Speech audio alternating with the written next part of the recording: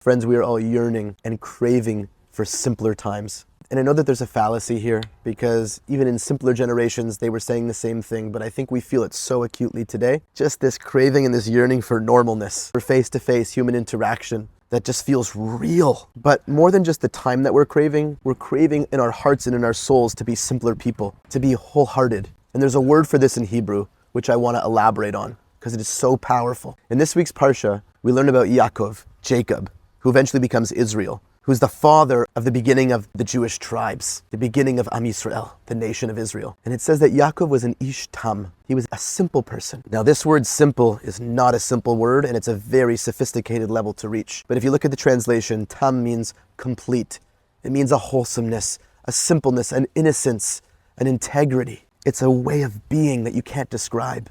And Rashi says it so perfectly. He says, Ki libo kain befiv, that a simple person, Yaakov, his heart was like his mouth. He said what he meant in such a real way. And he goes on and says that it's a person who is not charif, karui tam. Someone who's not sharp enough to deceive is called tam. It's called simple, whole, integrity, innocent.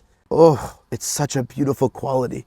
It's not somebody who's stupid, God forbid. It's somebody who just wants to be so real and have such integrity. And what they comes out of their heart is the realest expression of who they are. What you see is what you get. Not because they're so lacking in sophistication and wisdom, but just because they so badly just want to be the most integral person inside and outside. And there's a person in the community that I want to dedicate this video to because he was an ish tam, Spencer Hoffman.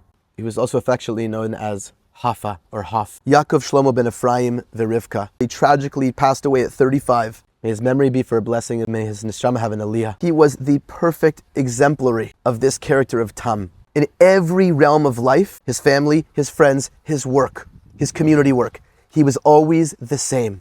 Smiling, real, looking out for you, looking to do kindness, giving you good words and making jokes, valuing you and your soul so deeply and so strongly, even for the little tiny interactions I'd have with him over the years, always making me feel like $1 million, that I'm so special. What you saw, his heart, his lave, and his mouth were aligned so deeply. And you just want to be around someone like that because it brings up that nostalgia, that simpler times. Because we used to be like that as children, in a sense. There was a part of us, part of children, I watch my kids, their heart and their words and their actions emanate realness, even if it's crazy sometimes. We're craving simpler times. So Hashem should bless us, please, in Spencer Hoffman's memory, to be people who try, even for a minute a day, be so wholehearted and simple, seeing the good in people. There's a deeper truth that we're created in God's image, and we should see our other people for their light. More real, no fakeness. And that is something that we crave in this world with so much artificial life.